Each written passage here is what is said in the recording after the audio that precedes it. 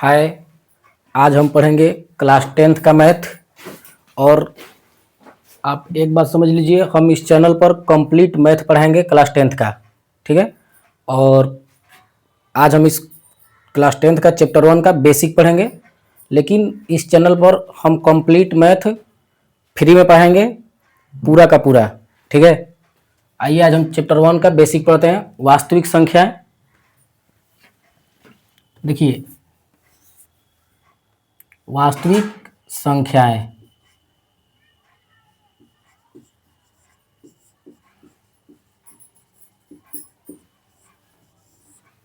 वास्तविक संख्या वह संख्या होती है जिसको हम नंबर रेखा पर निरूपित कर सकते हैं। वे संख्याएं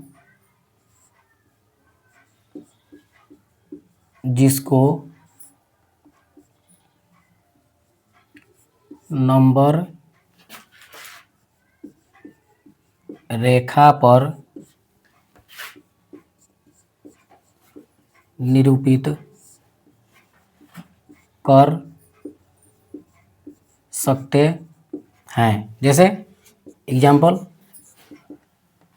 1, 2, कुछ भी, जैसे 2.05, -5, √3, √2, √4, इन सभी संख्याओं को एटसेट्रा, मतलब वो संख्या जिसको हम नंबर रेखा पर निरूपित कर सके, वास्तविक संख्याएं होती हैं। हम इस चैप्टर में पढ़ेंगे परिमेय और अपरिमेय के बारे में, ठीक है। और इसमें देखते हैं वास्तविक संख्याओं के प्रकार। वास्तविक संख्या दो प्रकार की होती है। एक होती है परिमेय संख्या, इसको चार्ट से बनाकर समझाते हैं हम। वास्तविक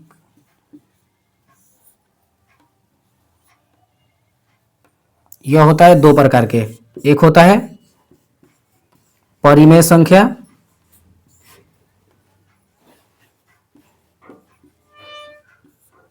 और दूसरा होता है अपरिमेय संख्या। अपरिमेय संख्या, ठीक है। वास्तविक संख्या दो प्रकार के, एक परिमेय संख्या और दूसरा अपरिमेय संख्या। परिमेय संख्या का मतलब होता है कि वे सभी संख्याएं जिसको हम P/Q के रूप में लिख सकते हैं। जैसे इसका हम डिफिनेशन लिख देते हैं। जैसे देखिए, वे सभी संख्याएं जिन्हें P/Q के रूप में लिख सकते हैं, ठीक है। लेकिन जहां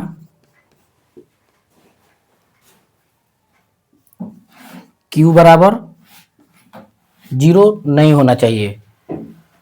वे सभी संख्या जिनको हम P/Q के रूप में तो लिख सकें, लेकिन Q 0 नहीं होना चाहिए, ठीक है। जैसे मान लीजिए कोई संख्या हम लिख रहे हैं, फॉर एग्जाम्पल मान लीजिए हम लिख दिए 1/5। ऊपर वाला को हम P मान सकते हैं और नीचे वाला को Q, तो P/Q के रूप में लिख रहे हैं ना इसको हम। लेकिन नीचे हर जो है ना, हर, इसको हम 0 ना करेंगे। अगर हम जिसे मान लीजिए गलती से 0 कर दिए, जैसे 2/0, तो E बनेगा अनंत, इन्फिनिटिव, अनंत बन जाएगा। और अनंत कोई संख्या नहीं होती है, तो इसको हम नहीं मानेंगे। वे सभी संख्या जिसको हम P/Q के रूप में लिख सकते हैं, वे सभी संख्या परिमेय संख्या कहलाती है। जैसे 1/5, फॉर एग्जाम्पल मानिए कोई बोल दिया कि 0.5 परिमेय संख्या है, तो एकदम है। अगर हम इसका पॉइंट हटाते हैं तो इसको हम लिख सकते हैं ना, 5 पॉइंट के बाद 1 अंक, तो बटा में 10, 2 अंक रहेगा तो 100, 3 अंक रहेगा तो 1000 होता है ना इसे। तो पॉइंट वाला अंक भी परिमेय संख्या होता है। जैसे मान लीजिए कोई बोल दिया तुमसे कि केवल 2 एक परिमेय संख्या है, केवल 2 एक परिमेय संख्या है, तो हाँ, केवल 2 एक परिमेय संख्या है। क्योंकि अगर किसी संख्या के साथ कुछ ना है तो इसके साथ गुणा और भागा में हम एक दे सकते हैं। जैसे मान लो हमको मन किया कि भागा में एक दे दे, तो दो में एक से भाग देंगे तो फिर से दो आ जाएगा, तो हम इसको ऐसे लिख सकते हैं ना, पी पी हो गया दो, और क्यू के लिए एक हम अपना से दे सकते हैं गुणा भागा में। ठीक है, तो दो भी है। जैसे मान लो कोई बोल दिया कि रूट अंडर चार, रूट चार परिमेय संख्या है, तो रूट चार का जो वर्गमूल होता है वो दो होता है। रूट चार बराबर कितना होता है, दो, और दो एक परिमेय संख्या है, बटा में एक करेंगे तो पी बटा क्यू बनेगा इसका। समझ में आ रहा है? अगर हम किसी संख्या के वर्गमूल रूट के अंदर से वर्गमूल निकाल सकते हैं तो ऊपर में संख्या होगा। जैसे मान लो बोल दिया जाए कि रूट अंडर सात, अब इसका वर्गमूल करना मतलब बहुत मुश्किल हो जाता है, या एग्जैक्ट नंबर नहीं देगा वर्गमूल में, तो ई परिमेय संख्या नहीं है, परिमेय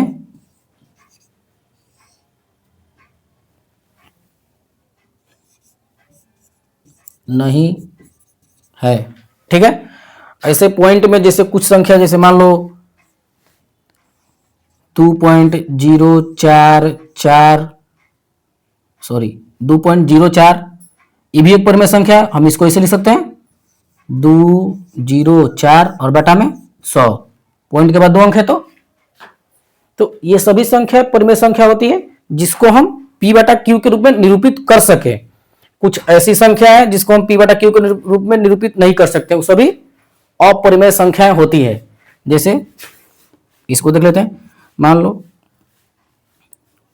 वे सभी संख्याएं जिन्हें p बाई क्यू के रूप में नहीं लिख सकते हैं, अपरिमेय संख्या कहलाती है। अपरिमेय संख्या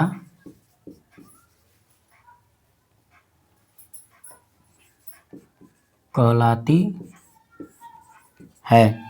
इसका एग्जांपल देखना होगा, तो जैसे मान लीजिए इसका एग्जांपल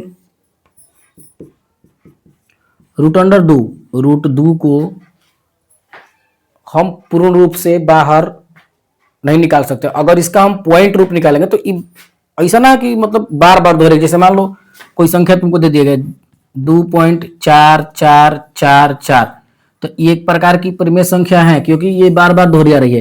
लेकिन कोई ऐसा संख्या मिल जाए जो ऐसे है 2.4123576253, मतलब ऐसे अंक बदल बदल के पॉइंट के बाद अगर अंक बदल बदल के आ रहा है मतलब वो संख्या अपरिमेय में जाएगी।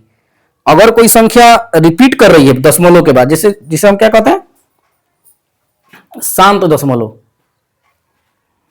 ठीक है, तो अगर कोई संख्या रिपीट कर रही है तो वो संख्या अपरिमेय में जाएगी।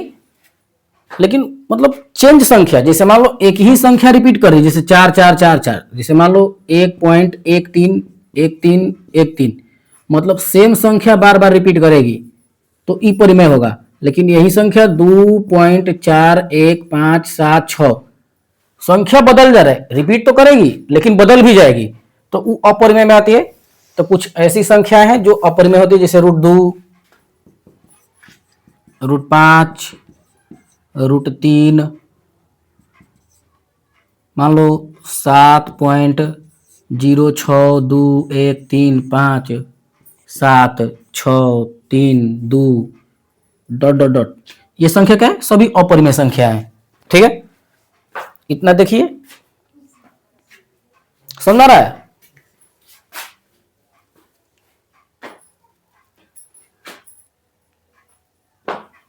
आगे देखते हैं।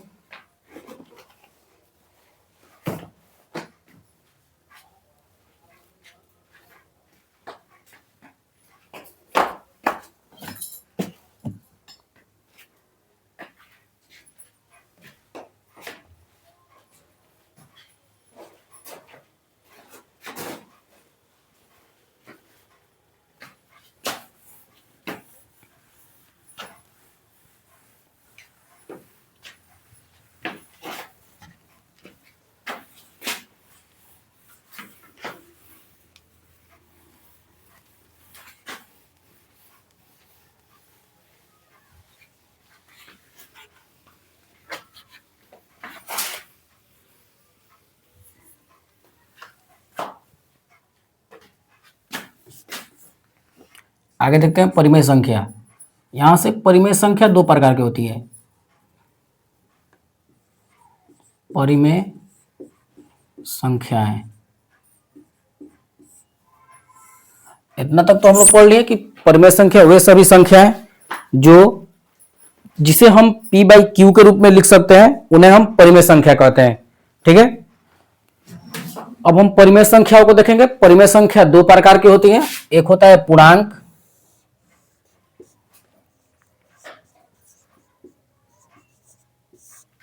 और एक होता है भिन्न। ठीक है, पूर्णांक वे सभी संख्या जो अपने आप में पूरा हो, पूरा समझ में आता है ना। जैसे मान लो हम करें 1/2, 1/2 क्या है, आधा, 5/2 अढ़ाई होता है ना, 3/2 1.5। तो वो क्या है, वो सभी संख्या आधी है अपने आप में। लेकिन अगर हम करें 2, 5, 7, 10, 9, 8, -2, -5, ये सभी संख्याएं अपने आप में पूरी हैं। समझ में आ रहा है। तो वे सभी संख्याएं जो पूरा हो, मतलब जिनको पूरा पूरा लिखा जाता है। जैसे मान लो पूर्णांक का उदाहरण, एग्जांपल देख लो।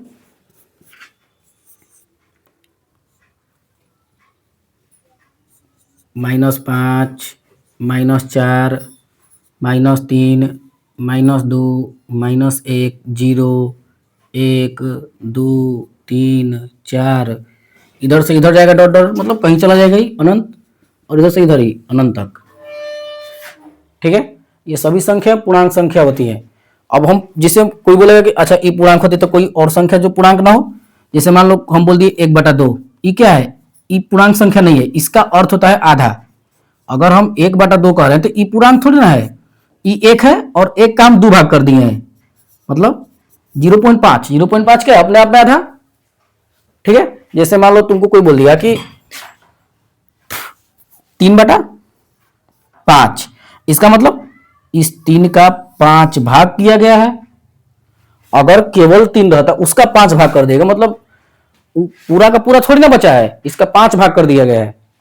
ठीक है, जैसे मान लो तुमको कोई बोल दिया कि 5/2, तो ये 5/2 क्या है, अगर हम केवल 5 लेते तो पूर्णांक, लेकिन 2 ले लिए तो ये क्या होगा, अढ़ाई, 2.5, ये क्या है, पूरा थोड़ी ना अपने आप में, 2 से थोड़ा सा ज्यादा है, ना 3 है ना 2 है। ठीक है, तो इसे हम पूर्णांक कहते हैं। पूर्णांक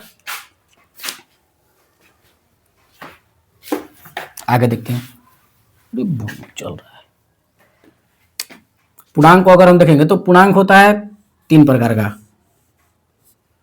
एक होता है धनात्मक पूर्णांक, धनात्मक, और एक होता है शून्य,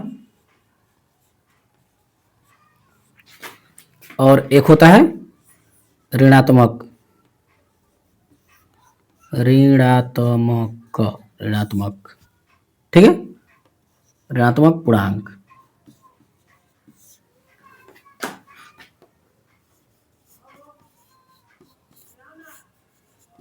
अब इसको आप इसमें देखिए, हम इस पूर्णांक का उदाहरण दिए हैं। देखिए यहां पर देखेंगे तो ई माइनस लगा है, मतलब ई ऋणात्मक हो गया, ऋणात्मक पूर्णांक में जाएगा। अगर यहां पर देखेंगे तो ई बिना माइनस का है, मतलब नॉन नेगेटिव, तो क्या है, धनात्मक पूर्णांक में जाएगा। और ये देखो ई शून्य जो है ना, शून्य, ये भी अपने आप में एक पूर्णांक है, तो इसको क्या कहते हैं हम, शून्य पूर्णांक। जैसे धनात्मक पूर्णांक में क्या आ सकता है, 1, 2, 3, 4, 5, 6 डॉट डॉट डॉट डॉट, इसके लिए तो 0 आएगा। और इसमें कोई भी धनात्मक पूर्णांक, जैसे -1, -2, -3, -4। ठीक है,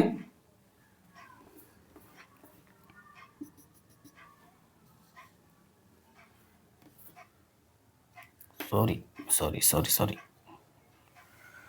सॉरी सॉरी,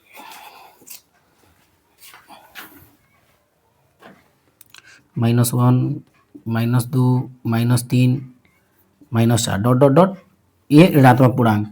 समझ में आ रहा है, मतलब पूर्णांक का अर्थ होता है जिसको हम पूरा पूरा लिख सकते हैं, मतलब वो संख्या जो अपने आप में पूरी हो, थोड़ा सा भी कम बेसी हुआ पूर्णांक नहीं है। पूर्णांक कितने प्रकार के हो सकते हैं? 3 प्रकार के। एक तो निगेटिव ही पूर्णांक है, अगर कोई संख्या निगेटिव है मतलब ऋणात्मक है, उसके सामने माइनस लगा हुआ है और वो संख्या पूरी है तो वो अपने आप में पूर्णांक कहलाएगी। ठीक है, अगर कोई संख्या प्लस में है तो पूर्णांक है, और जीरो भी एक पूर्णांक संख्या होता है। ठीक है, आगे हम देखते हैं, इसमें हम पढ़ेंगे प्राकृत संख्याओं को।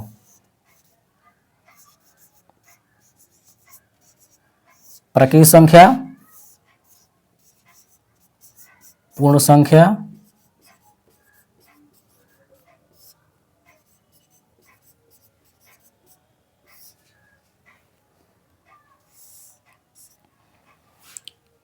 पहले 2 को देख लेते हैं हम। देखिए, प्राकृत संख्या वो संख्या जिन्हें हम 1 से शुरू करते हैं, मतलब वे सभी धनात्मक पूर्णांक जो 1 से शुरू होता है वो सभी संख्या प्राकृत संख्या कहलाती है। जैसे मान लो धनात्मक पूर्णांक तो होगा, प्राकृत नकारात्मक नहीं होगा, वो होगा तो धनात्मक ही होगा क्योंकि वो कहां शुरू हो रहा है? 1 से।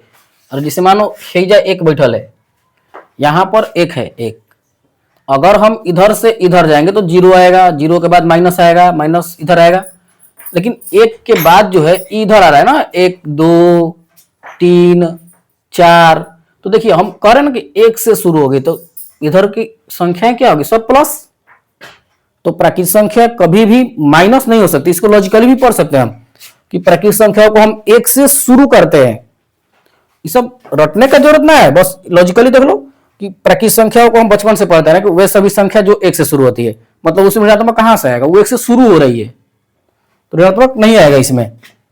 1 2 3 4 अनंत तक जाएगा ही। ठीक है, पूर्ण संख्या को देखते हैं। पूर्ण संख्या क्या होता है? जो 0 से शुरू हो जाए। अब देखो, जिसे मान लो ये संख्या है, पूर्णांक है, और पूर्णांक 0 से कहां शुरू होगा? जैसे यहां शुरू होगा ना, तो अगर हम बोल दिए कि जिसे मान लो कोई पूर्ण संख्या है और उसमें हम -1 ले लिए, तो ये -1 पूर्ण संख्या है, ये शुरू ही 0 से हो रहा है, इधर का बात थोड़ी ना कर रहा है। तो पूर्ण संख्या भी कभी ऋणात्मक नहीं होती है। वैसे भी हम धनात्मक का प्रकार बता रहे हैं, तो अगर तू लोग इसको याद रखेगा, मतलब याद करेगा, तो ऐसे याद करेगा कि धनात्मक पूर्णांक और इसके प्रकार में प्राकृत संख्या है। लेकिन लॉजिकली याद करना होगा तो वो सभी संख्या जो 0 से शुरू होती है, अगर 0 से शुरू हुई मतलब 0 के इधर, अगर कोई संख्या 0 शुरू हुई तो 0 के तो पीछे साइड में ना है माइनस, तो माइनस कहां से आएगा? हाँ, 0 के बाद वाली सभी संख्याएं पूर्ण में आ जाएगी। जैसे 0 से शुरू होने वाली संख्या सब 0 के बाद 1 2 3 4 ऐसे आती है, 0 1 2 3 4 डॉट डॉट डॉट। ठीक है, समझ में आ रहा है? अब आगे देखते हैं हम, जैसे सम संख्याएं। सम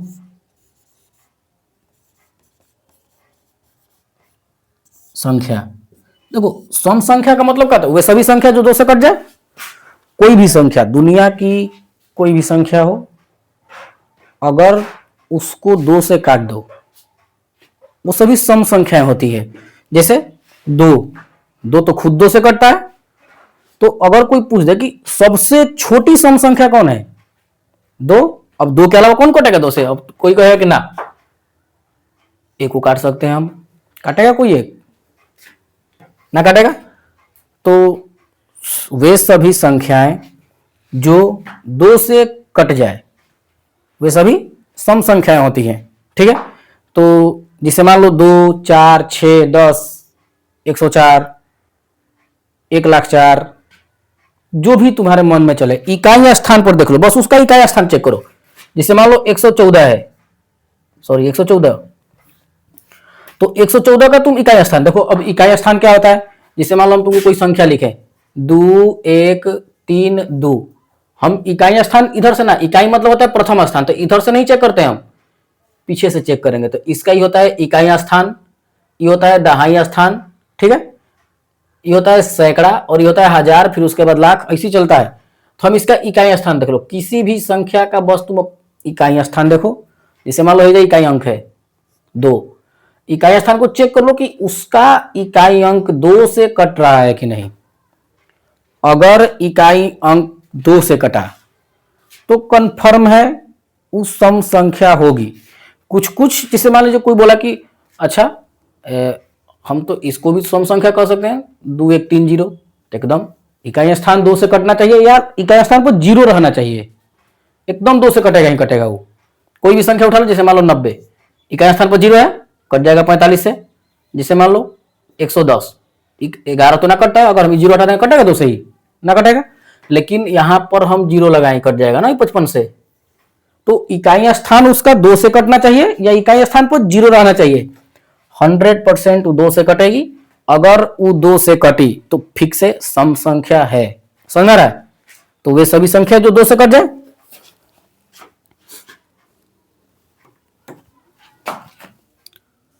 जो 2 से पूरा पूरा विभाजित विभाजित हो जाए, सम संख्या कहलाती है। जैसे फॉर एग्जांपल अपना से इसमें कुछ भी दे सकता है, जैसे 2, 4, 6, 8, 10 डॉट डॉट डॉट डॉट। ठीक है, आगे देखते हैं। इतना देखिए, थोड़ा मतलब उतार लीजिए।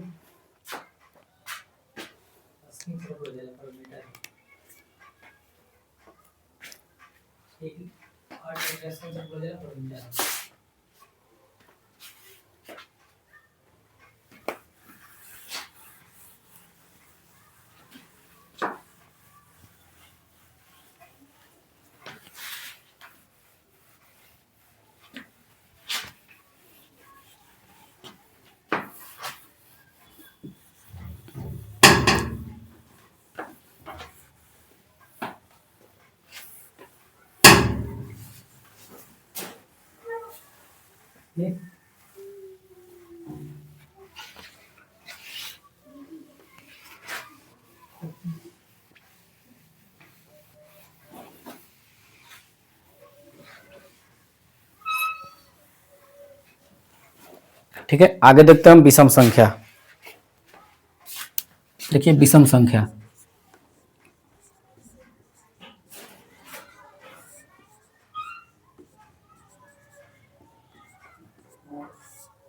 विषम संख्याएं। देखिए विषम का अर्थ मतलब वे सभी संख्याएं जो केवल स्वयं से कटे या 2 से नहीं कटे, वे सभी संख्या जो 2 से नहीं कटे वो सभी विषम संख्या होती है। वे सभी संख्याएं जो 2 से नहीं कटे कटे विभाजित, 2 से विभाजित नहीं हो, विभाजित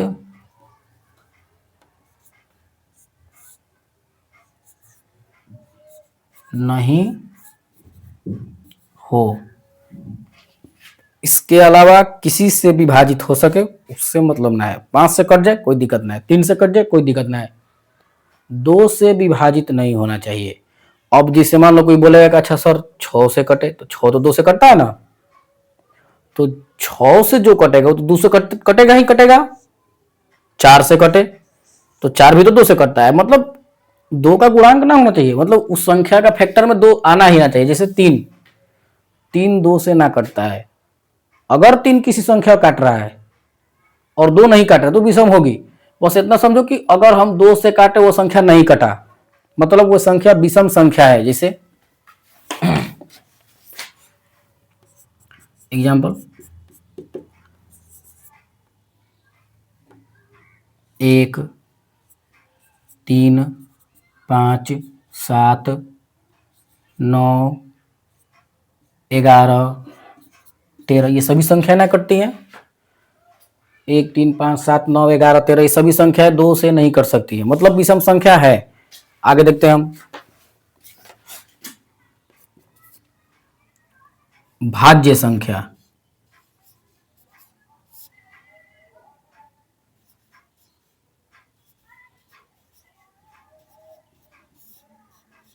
देखो, भाज्य संख्या का क्या फंडा है? भाज्य संख्या कहती है कि आप हमको किसी से काट दीजिए, हमको बस काटिए, एक के अलावा अगर आप किसी भी संख्या को काट दिए, मतलब किसी संख्या को एक के अलावा किसी और संख्या से काट दिए, तो वो भाज्य है। इसका डिफिनेशन क्या होता है कि कोई संख्या जो एक से कटे या स्वयं से कटे, तो स्वयं से तो कोई कट जाता है, तो एक के अलावा और एक स्वयं के अलावा किसी संख्या से कोई कटा तो भाज्य संख्या हो जाएगा। जैसे हम इसमें देखिए, इसमें 9 है, 9 सम संख्या नहीं है, नहीं है ना, लेकिन 9 भाज्य भी होगा और विषम भी होगा। क्यों? क्योंकि ये 2 से ना कटता है। देखो, 9 कटता है 9 से एक बार में, और 9 कटेगा 1 से, लेकिन 9 तीनों से कटता है। मतलब एक और स्वयं, इसके अलावा कटा ना 1 से, 1 3 है, तो ई संख्या भाज्य संख्या होगी। जैसे फॉर एग्जांपल हम कह रहे हैं 15, अब 15 को हम 2 से नहीं काट सकते हैं, 15 को हम 15 से काट सकते हैं, 5 से काट सकते हैं, 3 से काट सकते हैं और 1 से काट सकते हैं। तो ये संख्या जो है 1 से कट रही है और 15 से, तो ये तो कंडीशन हर जगह फॉलो कर रहा है। लेकिन इस दोनों के अलावा ये दोनों से काट दिया, मतलब स्वयं और एक के अलावा अगर कोई संख्या किसी अदर संख्या, मतलब कोई अलग से संख्या से कट जाए, तो उसको हम कहते हैं भाज्य संख्या। वे संख्याएं जो स्वयं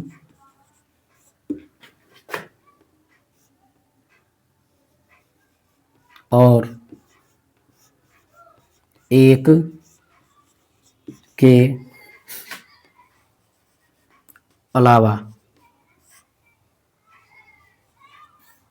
किसी और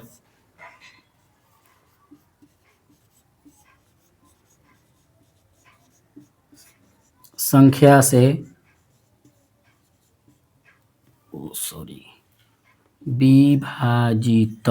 विभाजित हो जाए तो भाज्य संख्या कहेंगे।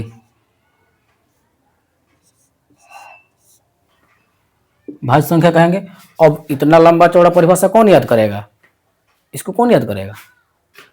बस इतना समझ जाओ कि वो संख्या जो एक के अलावा किसी से कट जाए। अब इसमें क्या फंडा है, अगर हम कोई संख्या रख रहे हैं तो वो तो स्वयं से कटेगी, सबको पता है। अगर हम यहां पर 5 रख रहे हैं, 5, तो ये तो सबको पता है कि स्वयं से कटेगा 5 से, ठीक है। अगर थोड़ा सा मतलब नॉलेज और थोड़ा सा मतलब बेसिक क्लियर है, किसी का बेसिक क्लियर है, 8 9 तक अच्छा सा पढ़ा हूं, तो ये भी जानता है कि अगर कोई संख्या है, कोई संख्या 4 है, तो 4 1 से कटेगा ही कटेगा। तो अब देख लो, अगर कोई संख्या किसी और संख्या से कट जाए, किसी भी और संख्या, जैसे 1 के अलावा किसी भी संख्या से कटे, तो भाज्य संख्या होगी। 1 के अलावा किसी से कटे, भाज्य संख्या। अगर उतना दिक्कत है तो इस डिफिनेशन को लिख लो और इसको याद कर लेना, मतलब इसको समझ लेना। और नहीं तो बस इतना याद रखना कि 1 के अलावा अगर किसी से कटी तो भाज्य संख्या होगी ही होगी, ठीक है। आगे जैसे मान लो इसका एग्जांपल क्या हो सकता है, 9 9 6 4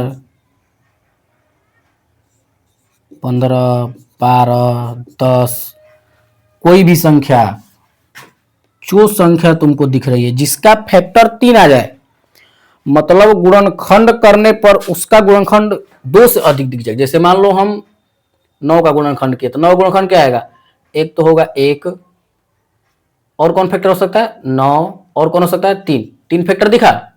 जैसे मान लो हम 15 का कर रहे हैं, तो 15 कौन काट सकता है, 1 काट सकता है, 15 काट सकता है, 5 काट सकता है, 3 काट सकता है। मतलब जिसका फैक्टर 3 या 3 से अधिक दिखे तो भाज्य संख्या होगी। तो एक तो ये भी याद कर सकते हैं ना, तो एकदम नॉर्मल, 1 के अलावा किसी से कटा, किसी से, स्वयं से ना। अगर कोई बच्चा थोड़ा सा नॉलेजेबल तो जानता है कि कोई संख्या स्वयं से कट जाएगी, लेकिन उसके अलावा किसी से कट रही है, मतलब वो भाज्य संख्या होगी। इससे क्वेश्चन बनता है, भाज्य से क्वेश्चन बनता है, फंसाओ। ठीक है, डॉट डॉट डॉट। अब आगे देखते हैं अभाज्य संख्या। अभाज्य संख्याएं। ठीक है,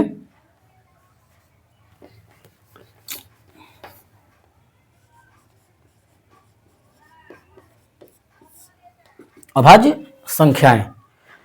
अब अभाज्य संख्याओं का क्या फंडा है, वही जो कंडीशन इस पर नहीं लगा वो कंडीशन इस पर लग जाए। जैसे वे सभी संख्याएं जो केवल स्वयं और एक से कटे, क्या होती है, अभाज्य संख्या। अगर कोई संख्या केवल स्वयं, स्वयं से तो कटेगी ही कटेगी, एक से भी कटेगी, उसके अलावा किसी से ना, मतलब किसी संख्या का दो से अधिक गुणनखंड नहीं बनना चाहिए, वो संख्या क्या हो जाएगी, अभाज्य संख्या। नॉर्मल याद रखना है तो बस इतना याद रखो कि एक तो अपने से कट जाई या एगो ओकरा के एक काट सकता है, ओकरा अलावा कोनो संख्या नहीं काट सकत, वो संख्या अभाज्य संख्या कहाई। आओ समझ में। ठीक है, आगे देखो, जिसे वे संख्याएं जो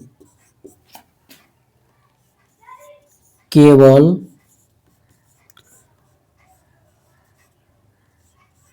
एक एवं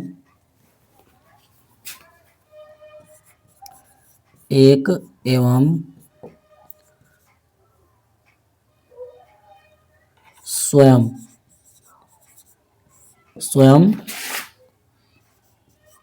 से कटे विभाजित हो, सॉरी,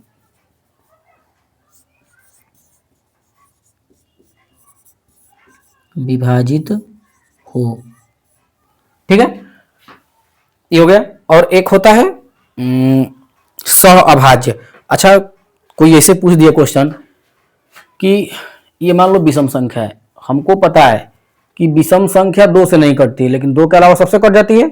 और सबसे ना, मतलब किसी संख्या से कटना चाहिए या नहीं भी कट सकती है विषम संख्या, ऐसा बात ना है कि दो के अलावा सबसे कट ही जाएगी।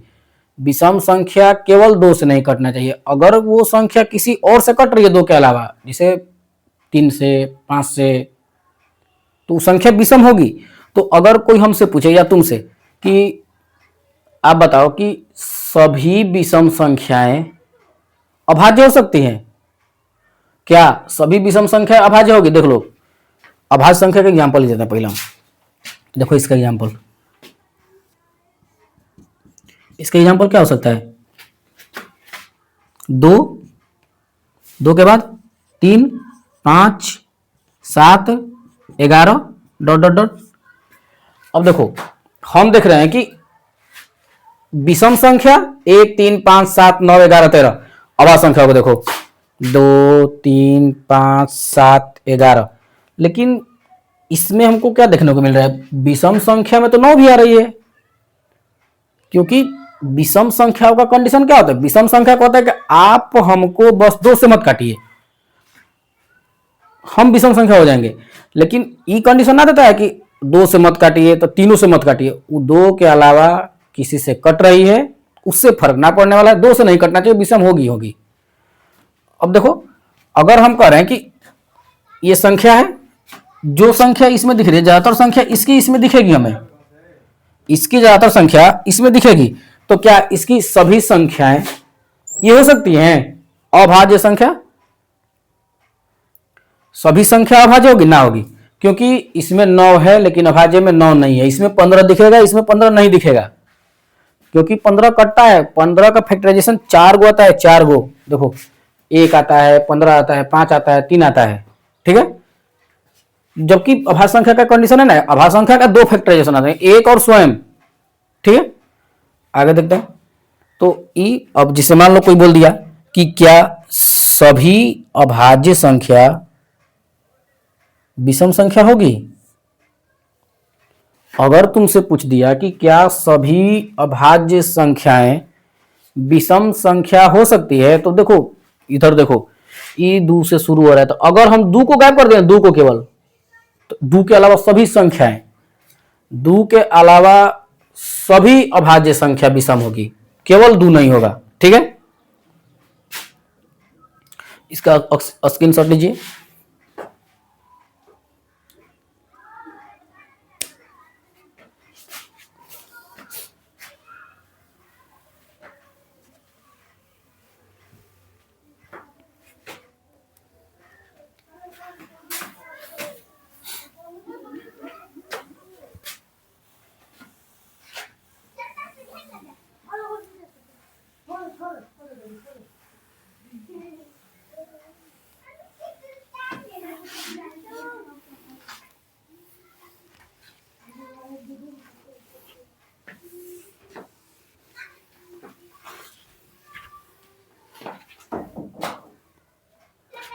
आगे देखते हैं सहअभाज्य।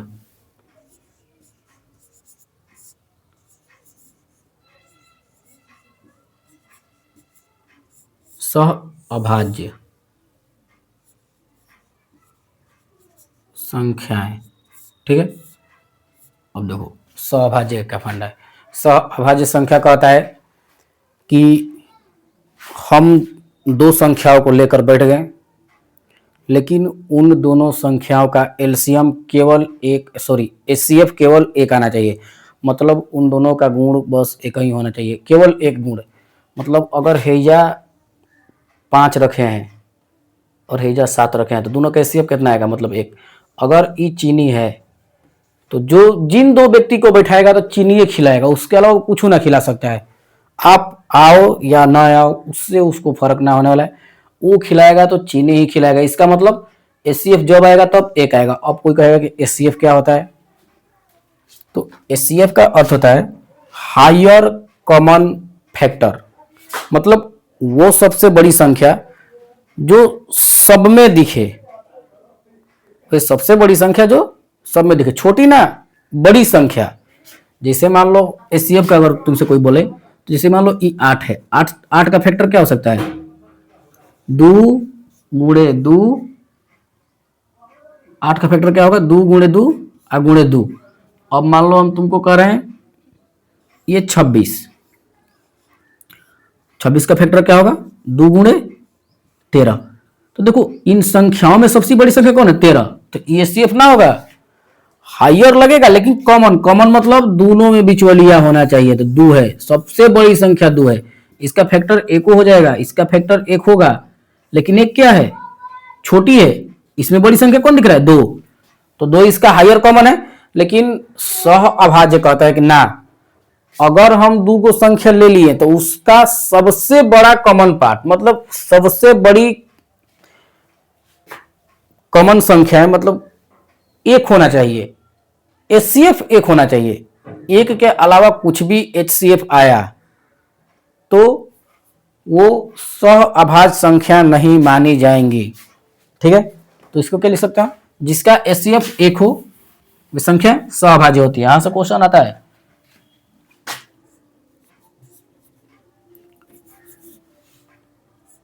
वे दो संख्याएं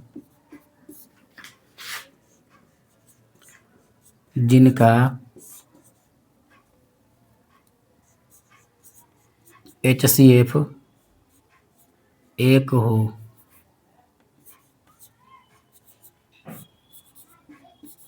ठीक है। एग्जाम्पल देख लो, 2 5। अब 2 5 को करके देख लो, 2 का फैक्टर क्या हो सकता है, 2 का 2 गुणे 1। 5 का फैक्टर 5 गुणे 1। 5 2 तो कॉमन ना है, कॉमन क्या है, 1 1। तो हायर कॉमन क्या है इसमें, एचसीएफ एक। तो क्या हो गई, ये होगी सहअभाज्य संख्या। फॉर एग्जाम्पल और देखो, इसे मान लो 15 ले लिए, 17 ले लिए, ठीक।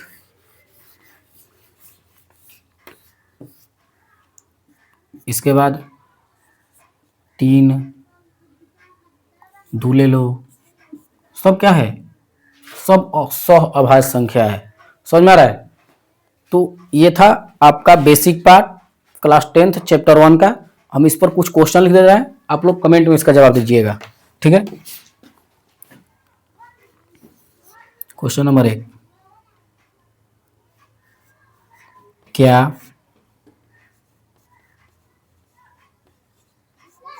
सभी सम संख्याएं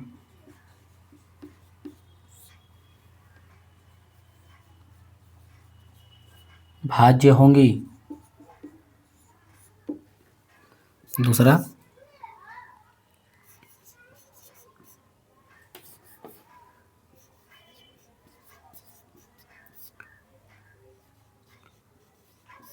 कौन सी विषम संख्या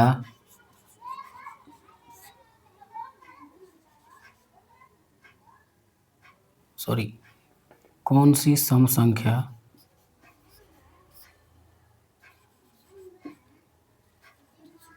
अभाज्य भी होगी।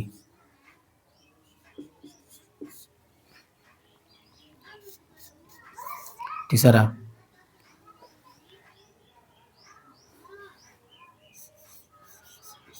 क्या सभी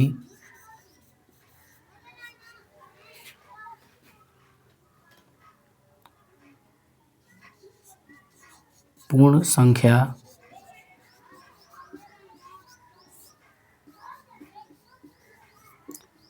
प्राकृत होगा।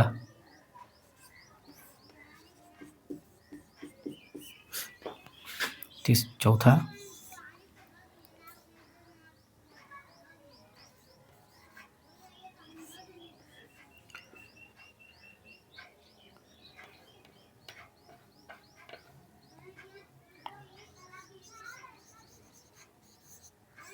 क्या सभी प्राकृत संख्याएं परिमेय